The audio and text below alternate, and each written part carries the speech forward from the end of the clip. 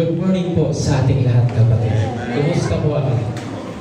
Welcome po sa atin, sa ating Sunday worship celebration. At na-surprise po ako. Dumating po yung pinsan ko, si Pastor Nex. Palagpagan po natin ang ating Panginoon. Hindi mo na sinabi sa akin. Kasi nung sinabi sa akin, siya ang mag-initiate ngayong umaga. Kaya hindi sinabi sa akin. Yan. Po, no? So, ang ating pag-usapan ngayon ay ito po yung ating pamagat. No? Conflict. The causes of conflict and its remedy. So, mayroon po siyang dahilan sa conflict at mayroon po itong lunas. Yung dalawa na ito, kapatid. So, ito po sulat ni Apostol Santiago na kapatid po ng ating Panginoong Jesucristo. No? Ang sulat na ito ay kalipunan ng mga tagubilin sa mga pinili ng Diyos na nasa iba't ibang bansa. Maraming paglalarawan ang ginamit sa sulat na ito, kapatid. No? Para mailahad ang mga tagubilin tungkol sa karunungan, maayos na pag-ugali at pagkilos ng isang Kristiyano. Mula sa pananaw ng isang mananampalataya, pinalagay niya ang iba't ibang bagay gaya po ng kayamanan, kahirapan, tukso, abuting asal, at pagtatangi, pananampalataya at gawa, dila, karunungan, pag-aaway, pagmamataas at kababaang loob ko, kapatid. Paghatol sa kapwa, kayabangan, katsagaan at panalangin. Binigyan din dito sa sulat na ito ang kahalagahan, kapatid. Nagawa kasama ng pananampalataya at pamumuhay bilang Kristiyano. So, isa po dito sa tinalakay, sa sulat na ito, ang tinatawag na true wisdom. No? Ito ang karunungan na mula sa langit, na mula mismo po sa ating Panginoon. Ibang-iba ito sa wisdom ng mundo, na motivated ng mga pagkaingit, at sariling hangarin. Okay? Ang wisdom ng mundo ay hindi mula sa Diyos. Sa halip, ito ay mula sa Diablo, sapagkat ang ganitong klase ng karunungan ay nakatuon na i-build up at itaas ang sarili. Sabi ng Bible, ang karunungan mula sa Diyos ay una sa lahat ay dapat po ay malinis. Mapayapa, maamo, mapagbigay, puno ng awa, masaganang namumuga ang mabuting gawa. Hindi po ito nagtatangi at hindi nagkukunyari. Ang totoong marunong ay nakakitaan ng mga asal na ganito at ito'y mula po sa ating Panginoon. So, bago po tayo magsimula, kayo po na yung manalangin. O Ama naming Diyos na napangyarihan sa lahat, na may gawa ng langit at lupa, at may-ari po ng aming buhay. Panginoon, salamat po muli sa pagkakataon na ito, na kami po, Panginoon, ay nagsama-sama sa iyong bahay, simbahan, Panginoon, upang paburihan ka, pasalamatan ka, at sambahin mo sa katotohanan, Panginoon. Lord God, sa aming pakikinig, bigyan mo kami, Panginoon, na may kapayapaan sa aming mga puso. Karunungan, Panginoon, na ito po'y nagmumula sa iyo at hindi po nagmumula sa mundong ito, Diyos. Dahil ang karunungan po na nangaling sa iyo, Panginoon, ay ito po yung kalooban mo na para po sa amin, Panginoon. Gamitin mo, O Diyos, ang iyong abang lingkod na magbahagi ng iyong salita. Nawa ito'y titimo, Panginoon, sa bawat isa sa amin na maabot at marinig, nakakarinig ng mensahe na ito, Panginoon. At lalabas kami dito sa sanctuary na ito na may galak. At kami po ay may maamo na puso, Panginoon, na tatanggapin namin ito, Diyos. Lord God, kung nakakitaan mo kami, Panginoon, ng kalumihan sa aming iniisip, sa aming kinikilos, linisin mo kami, Panginoon, sa iyong dugo, O Diyos, upang magpagpatawad mo kami, Panginoon, sa mga nagkakasala sa amin. Mula, O Diyos, ikaw po ang sumama sa amin at yung Banal na Espiritu Santo, Panginoon, ang siyang gabay, O Diyos, upang malaman at unawaan namin ito, Panginoon, ang hiwaga po ng iyong mga salita. Ito po ang indalangin sa pangalan ni Jesus. Amen and Amen. Ngayon naman po, sa chapter 4, and verse 1 to 10, na may pamagat po, the causes of conflict and its remedy. Okay? or mga alitan at pag-away-away at kung paano solusyonan po ang mga ito. No? Isa sa mga paraan na malaman natin kung totoong mananampalataya ang isang tao, siya po ay umiiwas po, no, sa mga pagtalo-talo. Tayo po ay nabubuhay sa mundo ng puno ng complex. Amen po ba? Amen po ba? Mga alitan, pag-away-away, hindi po mahirap makita ang mga ito, kapatid. Manood ka ng TV, sa ating mga TV, mayroon ng conflict. Di po ba? Paniguradong makakita ka ng mga taong nagtalo-talo sa inyong community. Di po ba? Maraming bagay ay pinagtatalunan. Kahit tumingin ka lang sa paligid mo, kahit nga sa katabi mo kumusta po kayong umaga? Bago po tayo pumunta ng church, minsan, no? Sa umaga, maligo na kayo, tanghali na. Di po ba? Ganun ang nangyari sa umaga. Mayroon ng conflict. Diba? So, sa ating mga pinapasukan na trabaho, may conflict na po, kapatid. Kaya pasudante nga lang araw-araw tayo. Di po ba? Pagdating sa parking. No? So, kahit sa loob po ng iglesia, hindi po naiiwasan yung kapatid. Amen po ba? Di ba? Dapat ganun. No? Bukod sa pagtatalo-talo sa labas ng ating nakikita, ay may pagtatalo din sa kalooban natin, kapatid. Di po ba? Gusto ko pumain, pero di ko magawa. Di po ba? May pagtalo-talo. Narinig niyo ba ang ibang ang kasabihan sa amin? Gusto ng puso ko, pero ayaw po ng isip ko. Di po ba? Para akong nagugutom, pero ayaw naman tanggapin ng sikmura ko. Di ba? May mga pagtalo-talo din sa kalooban na nakaganap sa pagitan natin at sa ating konsensya. No? Sabi nga ng ni Apostol Pablo sa Roma 7:19, sapagkat hindi ko ginagawa ang mabuting gusto. Ang masamang hindi ko gusto, ang siyang ginagawa ko. No? At higit sa lahat, kapatid, ang conflict na ito na nagaganap ay ang conflict po natin sa ating Panginoon. Di po ba? Nangyayari ito tuwing ipinipilit natin ang ating mga gusto sa Panginoon.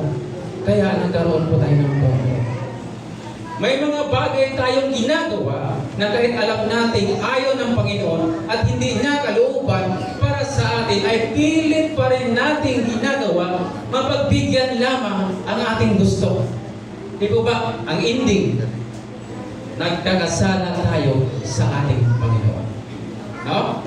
At nalalayo tayo sa Kanya dahil sa ating mga pagsuway, kapatid. So, kahit alam natin, no, may hindi magandang dulot ang makipagtalo sa ating kapwa, sa sarili. Alam mo ba, mahirap kalaban ang sarili. May pagtalo. Wala pong nananalo dyan, Pastor. Wala pong nananalo dyan. At patuloy pa rin natin ginagawa ang mga ito na nagiging dahilan, no, na napakaraming problema po sa ating buhay. So, sa ating binasa kanina, salamat po Sister Anna sa pagbabasa. Pasensya na po at medyo mahaba at hindi po pwedeng tutuloy. No? Itinuturo sa atin ni Apostol Santiago kung bakit laging may conflict. Hinalagay niya ang mga dahilan, ang mga ito. Mainam lang na malaman natin, kapatid, ang mga ito sapagkat kung alam natin yung conflict, alam natin yung mga dahilan, alam natin ang sanhi po ng problema. Kasi mahirap po kung hindi mo alam dahilan. Hindi po natin alam ang sanhi ng problema at kung paano po ito solusyonan upang makaiwas tayo sa mapanirang dulot nito sa ating buhay. Okay? Mayroon po tayong dalawang pag-uusapan dyan, kapatid. Hinati ko po ito sa dalawa. Una, yung dahilan sa conflict. Yung pangalawa, yung lunas ng conflict na ito, kapatid. Ang sabi dyan, sa unang conflict, the desire for pleasure. Di po ba? Ang pagnanais na maging masaya. Sabi dyan, saan nanggagaling ang iyong mga alitan at pag-away-away? Hindi ba't nagmumula yan sa mga pagnanasa, naglaban-laban sa inyong kalooban? Mayroon kayong ninanasa, ngunit hindi ninyo makamtan, kaya pumapatay kayo. Mapasa inyo lamang iyon. May mga bagay na gusto-gusto nyo, ngunit hindi ninyo maangkin. Bakit? Kaya kayo'y nagkakagalit at naglaban-laban. Hindi ninyo nakamtan ang inyong ninais dahil hindi kayo humihingi sa Diyos. At humingi man kayo, wala rin kayong natanggap dahil hindi tama ang inyong layunin. Humihingi kayo upang napagbigyan ang inyong kalayawan, kapatid. So, ang ating pag-usapan ngayon ay inumpisahan ni Apostol Santiago sa isang tanong. Kung nakapansin natin, saan nanggagaling ang inyong mga alitan at pag-aaway? No? Ayon kay Apostol Santiago, sila ng mga mananampalataya ay nag-aaway-away. Ano ang dahilan? Okay? Bakit ganon? May mga pagtatalo-talo at alitan. Saan nagmumula ang mga ito? Okay, ganito. Halimbawa, kung halimbawa ang tanungin mo ang ibang tao sa ganitong tanong, bakit kayo nag-aaway? Madalas ko itong narinig sa mga bata. For sure, ituturo nila ang iba na sanhi ng pagtalo-talo at hindi ang kanilang mga sarili. Di po ba? Sinasabi sa atin ni Santiago na ang mga ito ay mula sa ating pagnanais na hindi mabuti. Ito ay mula sa pagnanasang naglaban-laban sa inyong kalooban.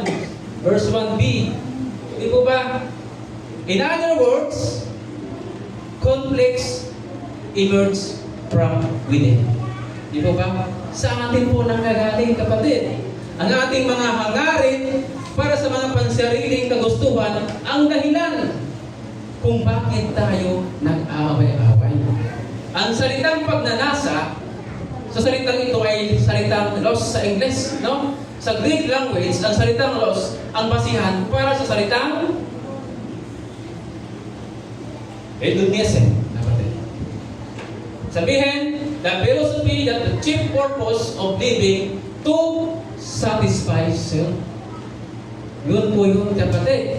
Ang kanilang mga pagnanais or pleasure ay nangangahulugan ng kanilang mga personal na hangarin, kagaya ng pera, kapangyarihan, kasikatan, at kung saan ay mas nais nilang makamit kaysa gawin ang kalooban po ng ating Panginoon, kapatid. So ano ba ang implikasyon nito sa atin? Ganon din po sa atin, kapatid. Madalas mas gusto nating hanapin at nakuha ang mga bagay na magbibigay saya sa ating mga sarili kaysa gawin ang kalooban po ng ating Panginoon. At kapag halimbawa naman, pigilan tayo ng iba na makuha ang mga personal na mga pagnanais natin, natutokso tayong tingnan ang kapwa natin bilang kaaway na pumipigil. Di po ba? Kaya naman, ang natural tendensya ay gumagawa ng masama sa kanila upang mawala sila sa landas natin. Kaya sabi dyan ni Apostol Santiago, balikan natin, dyan sa verse 2b, sabi dyan, mayroon kayong ninanais, pero hindi ninyo makamtan. No? Kaya pumapatay kayo, mapasa inyo lamang. Di po ba? So, now, dapat po malinaw sa atin, kapatid. Hindi po ibig sabihin na literal po na pumapatay po yung mga Kristiyano. Baka matakot po kayo, ha? Hindi po. Kapag hindi nila nakuha ang gusto nila, ito ay pakayag lamang na posibleng masamang mangyari kung ating mga gawa ay motivated ng mga pansariling kagustuhan. Di po ba? Maaring mayroong pagsisinungaling. Okay? Di mawala yun. Mayroong pagnanakaw o pananakit sa piskal at emosyonal at iba pang mga masamang gawa, makuha lamang ang gusto po natin. No? Isinama din ni Apostol Santiago ang panalangin sa usaping ito. Dito mahila din natin ang isa pang dahilan kung bakit hindi natin nakuha ang mga nais natin. Hindi ninyo nakamtan ang inyong nais dahil hindi kayo humihingi sa Diyos. So maliwanag po kapatid. Sa halip na dalhin ang mga bagay na ito sa Panginoon, sa panalangin, sinisika po natin makuha ang nais natin sa sarili nating mga pagsisikap. Okay? If you want something which we do not have, we should ask God for it. Hingin po natin sa Panginoon. If we do ask, and the prayer is unanswered. Tatlo lang naman yun eh. Maaaring hindi pa ibigay sa iyo ng Panginoon. Maaaring hindi. Mag-antay ka. Yung pang-apat doon, it simply means that our motives were not pure. No? At humingi man kayo, wala rin kayong natatanggap dahil hindi tama ang inyong layunin. Humihingi kayo upang mapagbigyan lamang ang inyong kalayawan. Kaya yun ang sinasabi doon. So hindi natin hinihingi ang nais natin sa panalangin para po sa kaluwalhatian ng ating Panginoon. No? Hinihiling natin ito para sa ating mga pangsarili lamang. If we wanted Him for our own selfless enjoyment, kapatid, no? We wanted them to satisfy our natural appetites. God does not promise to answer such prayer, kapatid. Di po ba? Kaya sabi dyan, when we have made legitimate requests, but if our purpose for praying was illegitimate, we cannot speak God to receive from God. Anong asahan po natin? Kapatid, kung yung request natin, yung purpose natin ay legitimate po, kapatid. Aasahan ba natin? Makakatanggap po tayo na galing po sa ating Panginoon. If you only wanted to pursue our personal affiliation, malinaw na sinasabi ng Bible na ang Diyos ay nakikinig sa mga panalangin ng mga matuwid. Sabi diyan, ang mga mata ng Panginoon ay sa matuwid nakatitig, at sa kanilang daing bukas ang kanyang balilig. Ang ganda po ng sinabi diyan. Masibali iba ba nating sumuway sa maging matuwid? Pero mo, ang kanilang daing bukas ang kanyang pandinig, kapatid. Sabi din dito, sa unang 1, chapter 3, verse 21 to 22, mga minamahal, kung tayo hindi hinatulan ng ating puso, tayo ay may kapanatagan sa harapan ng Diyos.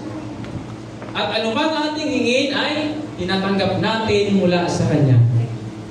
Sapagkat tinutupad natin ang Kanyang mga utos at ginagawa natin ang mga bagay na kalubod-lubod sa Kanyang harapan, kapatid.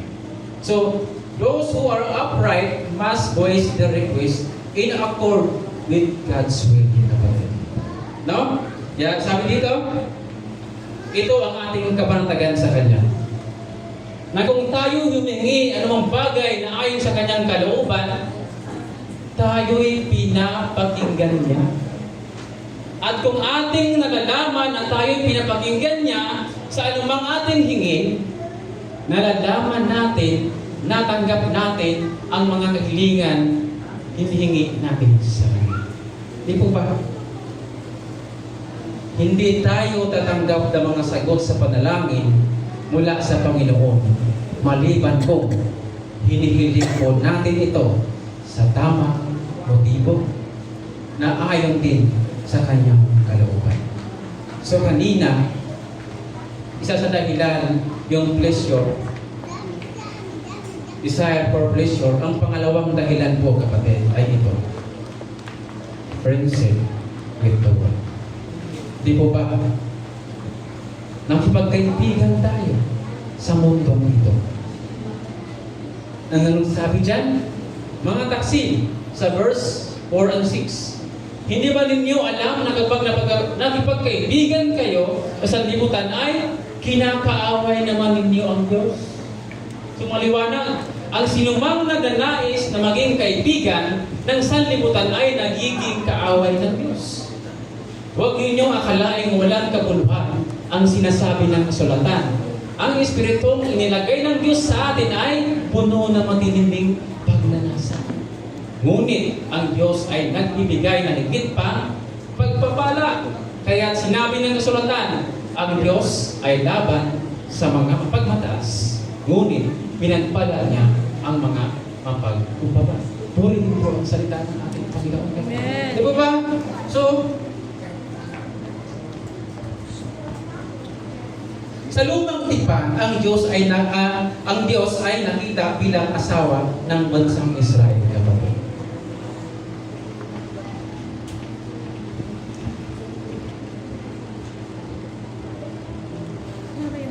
Sabi nga doon sa Isaiah, sapagkat ang lumalang sa iyo ay iyong asawa, Panginoon ng mga hukbo ay kanyang pangalan, ang banal ng Israel ay iyong manunubos, ang Diyos ng buong lupa ang tawag sa kanya. So sabi din dito sa Jeremiah, sa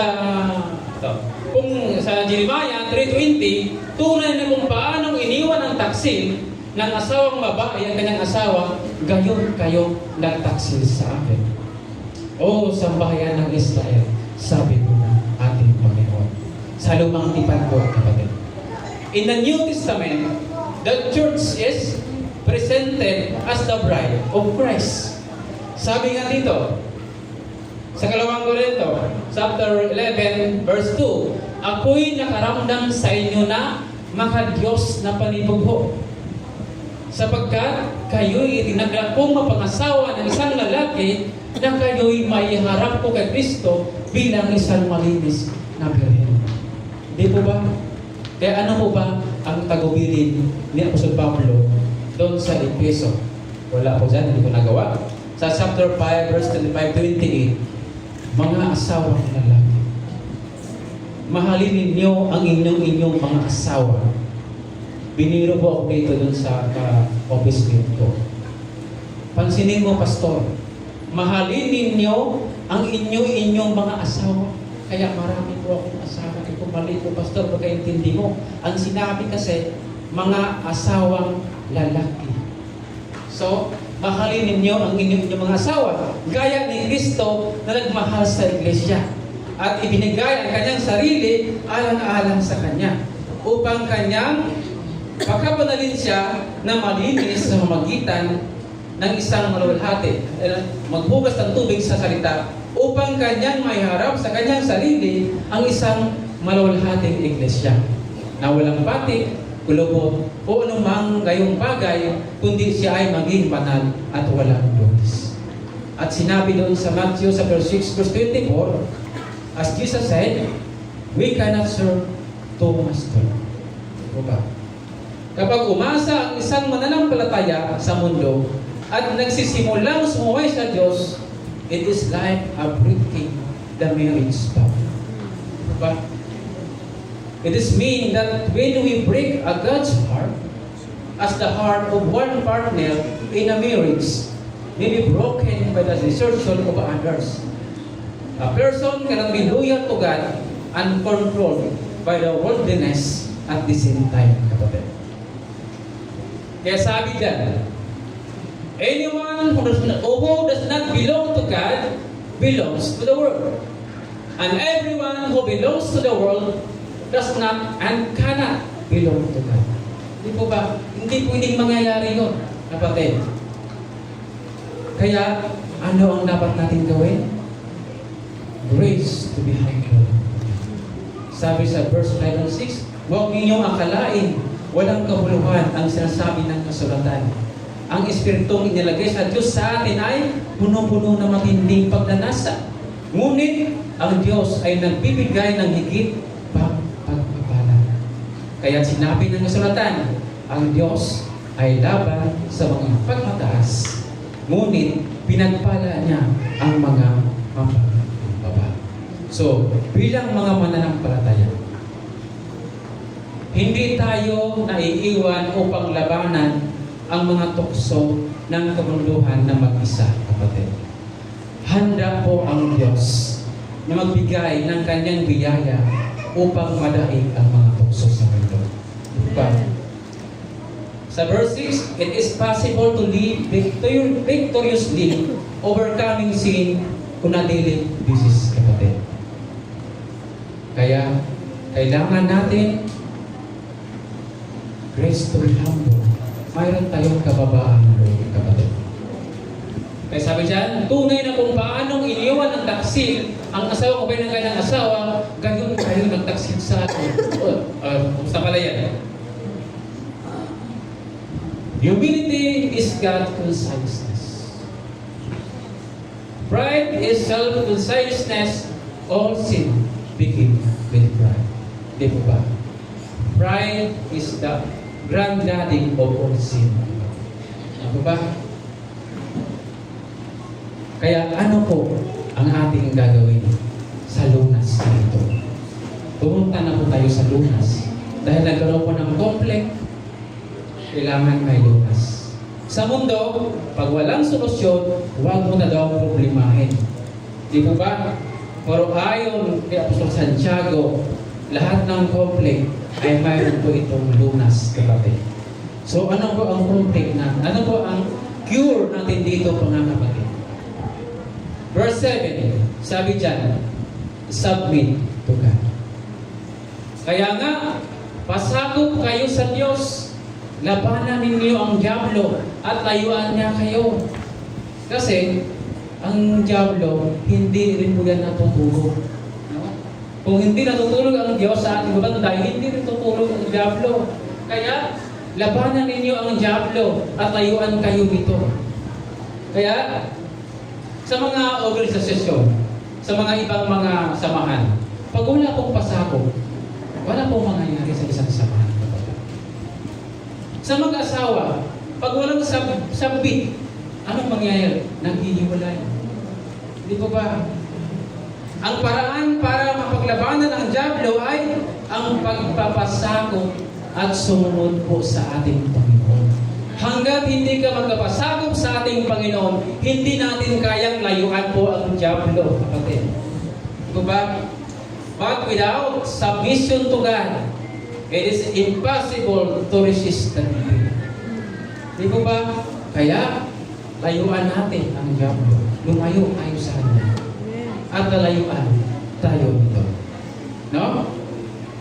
Ano pang sunod? Bukod sa submit to God, draw near to God sa verse 8 and 9. Sabi dyan, lumapit kayo sa Diyos at lalapit siya sa inyo. Hugasan ninyo ang inyong mga kamay, kayong mga makasalanan. Linisin ninyo ang inyong puso, kayong pabago-bago ang isip. Maghinagpis kayo, umiyak at tumangis. Palitan ninyo ang pagluha ng inyong tawanan at ng kalungkutan ang inyong kagalakan. Lumapit po tayo sa ating Panginoon. Yun po ang kailangan natin gawin. In tandem with resisting the devil is draw near to God. Di po ba? Coming to God includes having a repentant heart and hands are producing works of righteousness. Lumapit po tayo sa mga Panginoon na may pagkumbaba at pagsisisi po sa ating mga kasalanan. Kaya sabi ko nga noon, ilang beses na ako humingi ng sorry sa mga asawa. Pero bumalik-balik pa rin ako sa dati kong gawain. So wala pong nangyaring repentance sa kapatid.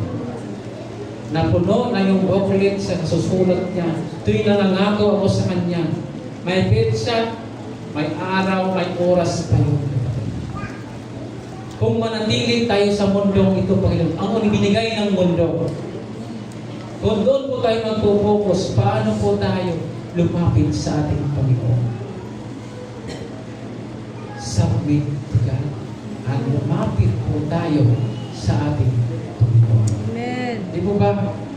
There must be that corresponding inner relationship with God, kapatid. Otherwise, there is a double-mindedness attempting to love God and be loved. Draw near to God and be a cleansed peace. sila, kapatid. Sabi dyan, ang Panginoon ay malapit sa lahat ng mga kanyang nananawagan. Sa lahat ng tumatawag sa kanya sa katotohanan. Bakit? May mga bagay na hindi po yun ang katotohanan. May mga bagay na hindi sinasabi ang totoo. Iba po ang motive ng puso ng tao, kapatid. Hindi po ba? Kaya ang sunod, ang cure natin ay humble yourself. Magpakumbaba po tayo, kapatid. Kayo sa harapan ng Panginoon at itataas niya kayo. Di po ba? Yung tatlo na yun na nabanggit, mahirap po ba gawin mo natin? Di ba napakadali? Submission. Po ba? Draw near to God. At ang pangatlo, humble yourself. Lumalapit ka na may pagpakumbaba. Hindi yung namataas ka pa, kapatid. No? Kaya, sa umagang kay ganda, naway ating natutunan mga kapatid. Yung complete, mayroong dalawang pinag-uusapan doon kung saan nanggagaling. Yung desire, no? Yung pleasure, at friends with the world. Yung mga complete na dapat natin ayusin sa buhay po natin. At mayroon tayong lunas sa mga ito. Submit to God. Draw near. Humble yourself to God. Di po ba? Kaya, sa verse 10, James again refer to need for humility. Yan ang kanyang binigang diin dyan. Para yung lunas. Nagkaroon ng lunas yung mga complete na ito. Unahin po natin ang ating Panginoon. Hindi po natin ito magagawa ang lahat ng ito kung wala pong submission sa ating Panginoon. Amen po ba? Kung hindi tayo lumalapit sa Kanya, kung hindi tayo nagpapakumbaba sa Kanyang harapan. Kaya sabi dyan, conclusion natin, ito muna, Lucas, sapagkat ang nagmataas ay ibababa at ang nagpakumbaba ay itataas. Sabi dyan, pinagpala ang mga mapagkumbaba sapagkat mamanahin nila ang daigdig. Sermon of the Mount.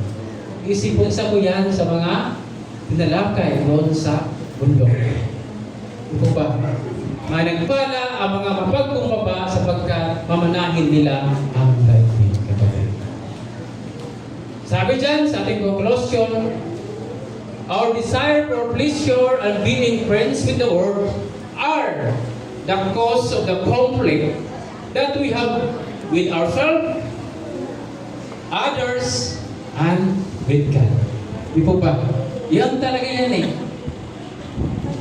Desire for pleasure and being friends with the world. So next, God's grace is available so that we can turn away from the worldliness and the godly life. Di po ba? God's grace, unlimited po yan, kapatid. Sa trabaho, may grace period, 10 minutes lang po yun, kapatid. Hindi kapalit. Pero sa Panginoon, ay available po ito. Unlimited po ito. Once na lumalapit ka sa Kanya, at lumalapit ka, may pagkumbaba, mayroon pong God's grace, kapatid. At totoo, nabubuhay lang tayo sa bigyan habang ng ating Panginoon. Hindi po sa ating pansarili lamang. Tayo iniligtas sa grace. Di po ba? Yeah. The flow for complex is that we must learn to submit ourselves, tayo, to God, draw near to Him, and humble ourselves to Him. Ito po yung lunas na kailangan natin gawin. Kaya nasa gitna yung God's grace, kasi kung available po yan, kapatid, yung God's grace na yan. Anytime na lumapit ka sa Kanya, na may repentance heart, handa ang Diyos na patawarin po tayo sa ating mga kasalanan. Huwag mo nang balik-balikan pa yung sa likuran. Hindi tayo makapokus kung sa likuran sa ating patutunguhan kung tayo nakalingon pa sa ating mga pinanggalingan. Ilag-ilag na po natin yung mga baggage natin, yung mga ating nasa loob natin. Dahil walang focus mangyari sa ating Panginoon. Kaya ang lunas na ito, nawa magbigay sa atin ng enlightenment, kapatid. Kung paano po natin maiwasan itong mga konflikto na ito. Kaya, sabay-sabay nating basahin. A true follower of Christ, avoid conflict. Isang magandang umaga po sa ating lahat.